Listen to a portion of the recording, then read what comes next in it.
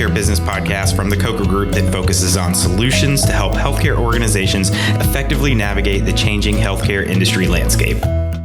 Welcome back to another episode of Coffee with Coker, and just want to take a minute to thank everybody for listening in, and we'll jump right into today's guest and topic. On the podcast with us today is Lee Perrett, who is, a lot of people may not know, one of the things that Coker does. We have a full division that exclusively focuses on executive search and interim management for hospitals, health systems, and medical groups. And we work with groups and hospitals all over the country, helping them identify, go through selection process, evaluation, and vetting of executive level positions, director level positions. And so that's what Lee does for us. Lee leads that group as part of our management team. And we're really glad to have you back, Lee. So welcome back. Thank you, Mark. It's good to be back. Appreciate it.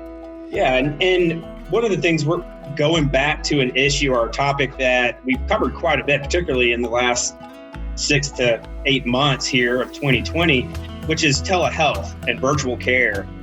That's, again, nothing new for us to cover, and it's become very much a hot topic and a widely covered topic just throughout the healthcare system and the media. And we wanted to revisit and kind of, dig into that a little bit deeper, specifically talk about some of the things that Lee has observed as it relates to telehealth and telemedicine, virtual health, virtual care, whatever you want to call it. And really, I think that he'd benefit a lot from his insight there. So again, we've done a lot of high-level discussion around telehealth and introductory conversations on what it is and kind of what it captures and some of its background. Particularly, we know that since the onset of COVID, that telehealth has become much more widely adopted, very much embraced both by providers and patients. As we're kind of digging a little bit deeper, Lee, touch on a couple things for us to kind of kick us off here.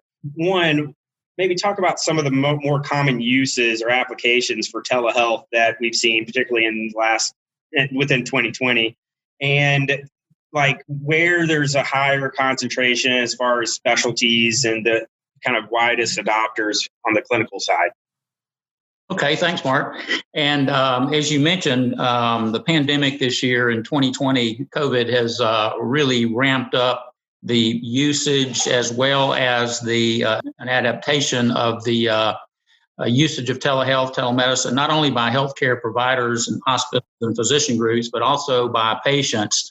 You'll remember back when the COVID pandemic first broke out in the early part of 2020, everybody was very fearful, did not want to go out, was sort of on lockdown. A lot of physician groups and hospitals restricted patients coming into their facilities. And so it really sped up the acceptance of telemedicine.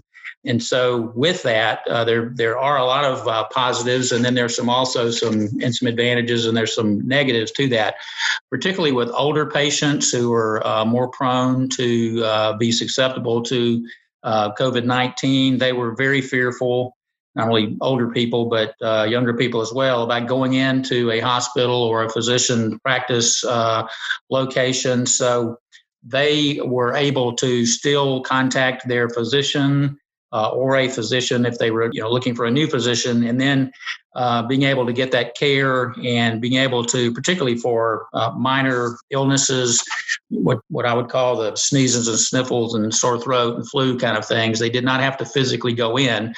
And all pediatricians, family medicine as well, were able to still provide care for those patients. So that was one advantage of still having people to be able to be treated or diagnosed as to whether it was a serious illness or whether it was something minor that they could prescribe through the telemedicine visit. A lot of, like I mentioned, pediatric family care visits, those were able to be kept up and people could still go see their physician. There are other things like patient monitoring, whether it's a diabetes issue or maybe a cardiac issue, where they're just doing monitoring of the patients, checking in with them, making sure that they've stayed on their prescriptions or their medications. following up with patients who may not be prone to be able to get into the physician's office, particularly from a remote rural area. Rather than driving in, they were able to basically visit with their physician without having to get in the car and travel. That's been a big plus. So those virtual visits, whether it's a follow-up visit or whether it's a chronic medical condition like diabetes or whether it's a remote monitoring type of situation such as cardiology, those were all advantages that they could take, that they could use the telemedicine, telehealth, virtual care opportunities to take advantage of that. Also, mental and behavioral health. There's a lot of research out there now that the pandemic has caused an increase in behavioral health issues out there from a variety of different reasons. And so telemedicine is basically an opportunity for those illnesses to be treated by telemedicine or by telehealth, those mental and behavioral issues. And then if it's more serious after that visit with a physician over the telemedicine platform, then they could then potentially have them come in for an on-site visit. So those are some of the advantages: increased access to healthcare. Those that are remotely or in the rural area, they can still get access. There's been some studies that have come out that have showed that there's increased patient satisfaction from these telehealth visits. And also the physicians are still able to treat their patients remotely through these platforms. So those are just a handful of the advantages. Yeah, no, I think that's, you said it well. A couple things there. I know I was talking with a behavioral health physician a while back. In fact, this was early on in the pandemic. And he made the comment to me that prior to all this, he was already engaging a lot of his patients on virtual platforms via telehealth. And so when all of this kicked off, he didn't miss a beat. And they were able to really continue the patient care and then manage more the, higher need, in-person need encounters and scenarios more carefully, I guess. So we didn't have to pivot when all this hit. I think behavioral health is interesting there. Also, I think, you mentioned just internal medicine, family medicine, even pediatrics.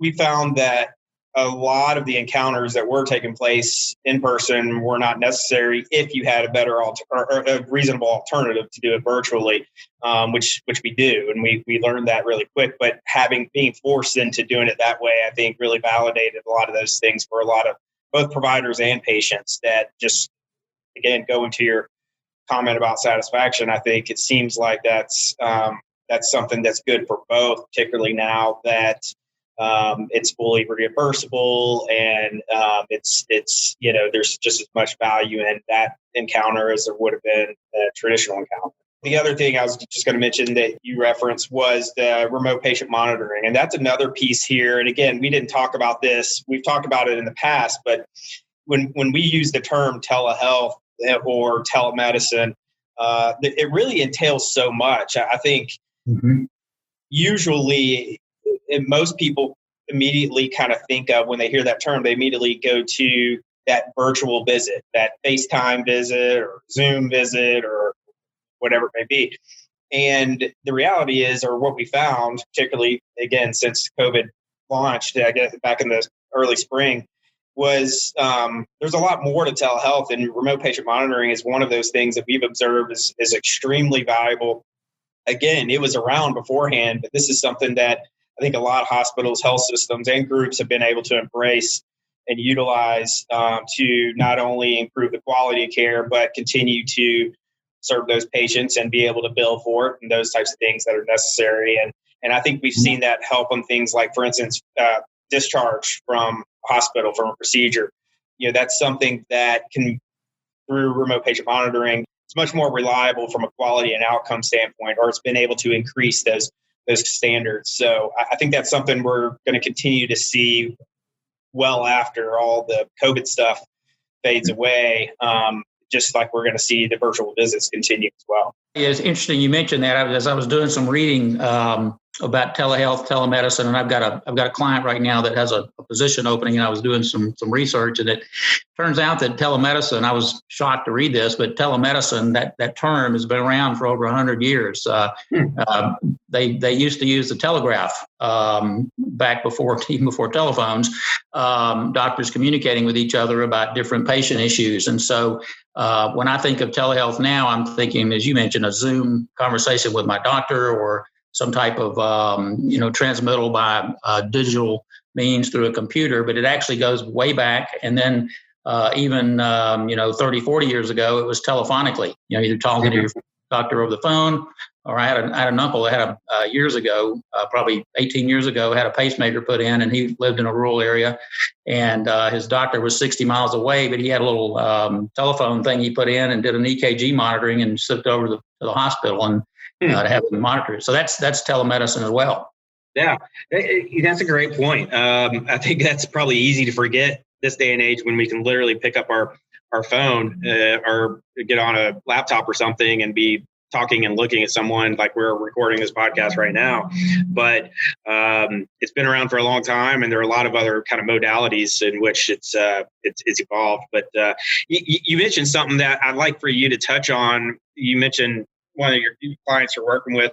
You're spending a lot of your time and focus in your consulting work on helping identify executives, vet them for clients, and ultimately, kind of go through somewhat of a human capital management process with them. What are you seeing as it relates to, or how is telehealth changing some of the ways hospitals in particular are thinking about the people they have covering this? Because it's not purely a technology type thing. So it's not something that falls necessarily within the CIO's realm or the Chief Technology Officer's realm. Of course, I think they would be tangentially related to it, but there's a clinical element here too. So I have to think the way organizations are thinking about continuing to manage and grow perhaps telehealth in the future, they're going to have to rethink some of the leadership and their people behind that as well.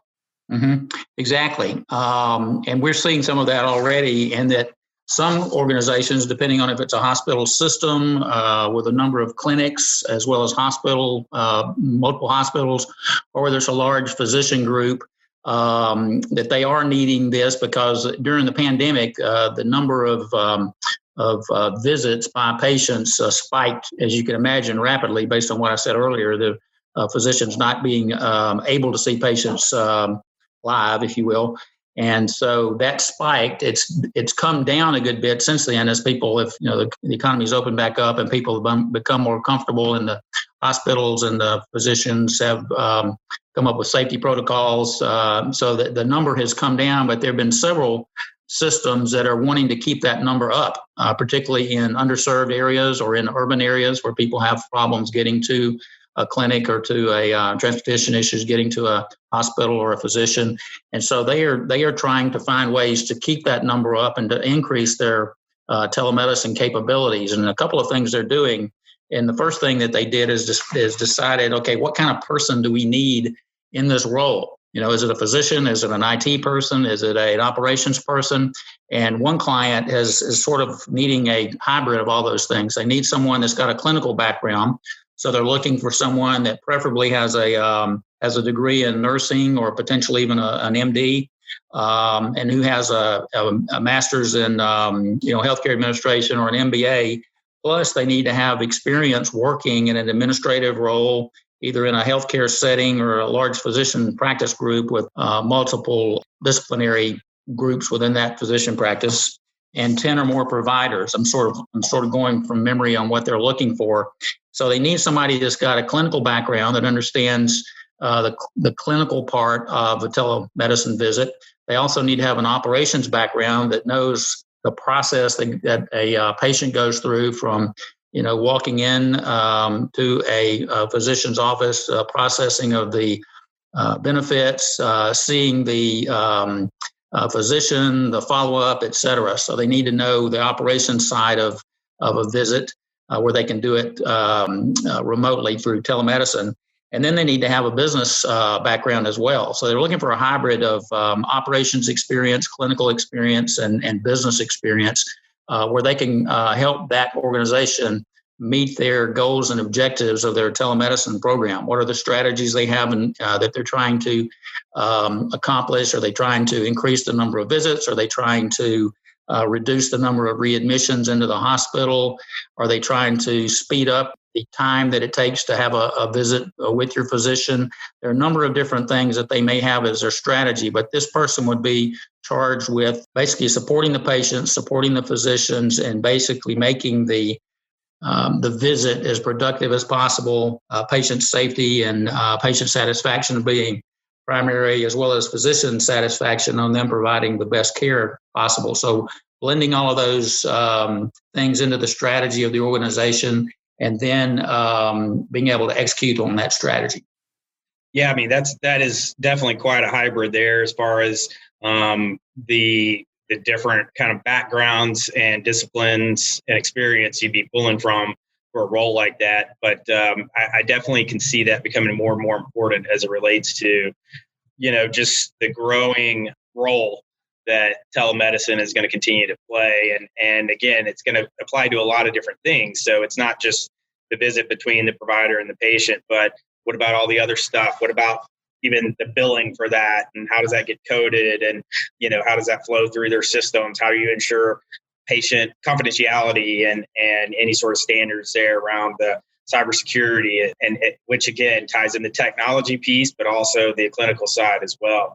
Do you think this is something that this kind of role is something that's going to emerge as a standard in a lot of our healthcare organizations out there?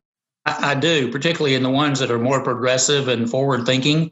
It's just like Zoom meetings and remote working for those of us who are used to coming into the office every day and having face-to-face meetings and things. This past year has changed that dramatically. Everybody is much more comfortable working from home. Everybody is much more comfortable doing Zoom or FaceTime meetings or other meetings that are not in person. And I think this is going to be something that will continue to be moving forward within the healthcare realm. And as patients get more comfortable with it, and as technology improves, and as the country are able to get broadband coverage out into more remote areas that make it easier for people to get broadband access, and the technology continues to improve, I think this will be a lot more common, particularly in areas where as you mentioned earlier, pediatricians or family practice practitioners, where you actually physically don't have to go see the physician per se. If you've got a sick child, we've all been parents, and you remember how you panicked when your child was sick and you felt like you had to go see the doctor. Now you can get online and let the doctor see the child and basically hear what the symptoms are, and then probably prescribe something. That'll save everybody a lot of time. And I think that's going to be a lot more common, not just for pediatricians and family practitioners, but for all types of patients. I think it will also be one where care management people will get involved. They will do more remote checking in on patients. Readmissions obviously are a big issue with hospitals trying to reduce the number of readmissions for the same ailment. And so I think that will become a lot more common to have care management professionals check in on their patients to make sure they're taking their medication and they're doing what the doctor prescribed, where they will not have to be readmitted for the same condition.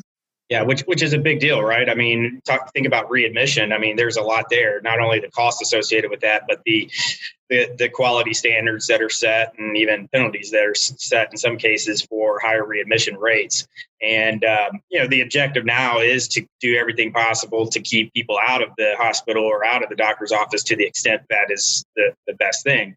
Yeah, and I remember, a number of years ago, way long before a lot of the technology we have now, going back to your comment earlier on how old telehealth is. But I remember, again, probably 15, 20 years ago, the discussion around telehealth was really more centered on extending what the quality and level and access to care that a lot of people have in large urban or metropolitan areas to the more rural areas, so that, the folks that do live in those rural areas don't have to drive in every time, an hour, 45 minutes or 2 hours, or maybe longer in some cases, every time they need they have a cold or, minor flu symptoms or something like that, or just for their checkup that really isn't necessary. And now I think, again, we know the technology's there. I think, though, these organizations are kind of completely rethinking their approach to, okay, what does it mean to keeping patients out of here, but still retaining them as patients and still getting, value from that, because that is a factor here. The first priority is quality healthcare services for the patient, but these organizations still have to generate revenue as well. So I think that the fact that they can bill for these services, these encounters, is a big deal. So you mentioned more, I think you said kind of the more progressive or the more kind of aggressive organizations are doing more and more here in this realm as far as people. Is that something that you believe is going to kind of continue to be the trend, meaning your large systems are going to kind of be at the forefront of this? Or do you see this becoming the norm? When I say this, I mean having dedicated people within these organizations focus on telehealth services.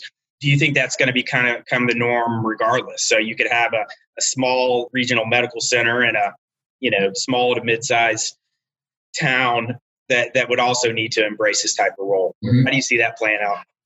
I think initially it's probably, this is my opinion and my hunch, is it's probably going to come first from the larger systems that A, have the resources, and B, have the patient volume.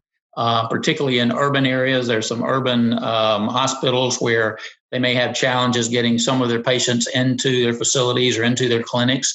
And so I think those are the ones that will probably be on the forefront of that, finding out ways to figure out how they'll get those patients seen by physicians. But then there could be regional medical centers, as you mentioned, who have patients who are driving in. And so they may offer that to them, and then have someone inside the hospital, depending on their ability to have someone on, as I mentioned earlier, on their staff that has a mix of all those hybrid kind of skills we're looking for and experiences as clinical operations, IT, et cetera. But my guess is it will be in the, and that's where I've seen it so far, in the larger health centers, mostly urban. But I think some of the regional medical centers where they do have patients coming in from lots of different locations and driving in, there's a lot of opportunity there. And those people might be someone who's already on their staff, who does have an IT and a clinical background, who has an interest in doing this kind of thing. And so they could have somebody like that already on board that could fill that role, maybe in addition to other roles that they're filling. So it's going to be, it's sort of like the brave new world. It's not new. Like I said, it's been around 100 years, but the iteration that it's in right now with all of the new technology, the push for doing more of this in order to make patient access more easily available to people, regardless of where they live. I think that's going to push this a little faster than it normally would have been. And I think there will be a push to find these people and either train them or go out and find those individuals inside their organizations that they can put into these roles. Yeah. Well, I think that covers it well. Frankly, I think the bottom line message here is for our clients and healthcare organizations, we know telehealth is not going away, and it's only going to continue to grow and become more pervasive. And I think this is something that these organizations need to start looking at. Like you said, whether it's someone they train up with it that they already have on the team that they can move into this type of role, or bring in somebody from the outside to just spearhead this completely. I think the more this becomes mainstream, the more it's going to become kind of just another role, maybe even at the executive level, but certainly at the director or certainly at the manager level too, where this is going to become a very important member of the team. I agree. I think it's just going to become more common, and I think there's going to be a need for these individuals out there for the foreseeable future. Well, I appreciate you, Lee, coming on and talking about this a little bit. Obviously, if folks have questions as far as what that person could look like or what it may look like to go out looking and doing a search or bringing somebody in or training up somebody internally, I know you've been talking to a lot of our clients about that and others that are interested that have it on the horizon. So I encourage everybody to reach out to us if that is a question you have, or reach out directly to Lee we'll make sure we have, I know we've written a good bit on this topic, especially over the last few months. So we'll make sure to link those items in the notes for this episode. But other than that, Lee, I appreciate you coming on and look forward to continuing this discussion in the near future. Great. Thanks, Mark. I enjoyed it and very much appreciate it. We hope you enjoyed that episode of Coffee with Coker, and we thank you for listening. We want to encourage all of our listeners to participate and contribute in the podcast. So if you have any questions on any of the things we discussed in this episode, any of the topics that were presented, please feel free to ask us. Also, we welcome your feedback and suggestions. If you have any ideas related to the material we discussed in this episode, or in any episode, please let us know and we'll make sure to incorporate it. And if you have ideas for topics you'd like to hear more information about in future episodes, please send those suggestions to us. We would love to hear them and we'd love to incorporate them into our future episodes. You can find us online and on social media. Start with our website, and specifically the podcast is coffeewithcoker.com. You can also find that through the main Coker website at cokergroup.com. You can also find us on social media, Twitter at Coker Group, and then on LinkedIn, you can search for Coker Group and find our page and the page for some of our team members as well there. So you can find us and reach out to us in a number of places. And then if you want to contact us directly, one of the best ways to do that, email feedback@cokergroup.com. That's feedback@cokergroup.com. And again, we'd love to get your feedback, and we'd love to encourage everyone to subscribe to the podcast so that you can be notified when future episodes are released. We look forward to the next episode, and we look forward to getting your suggestions and feedback on this episode.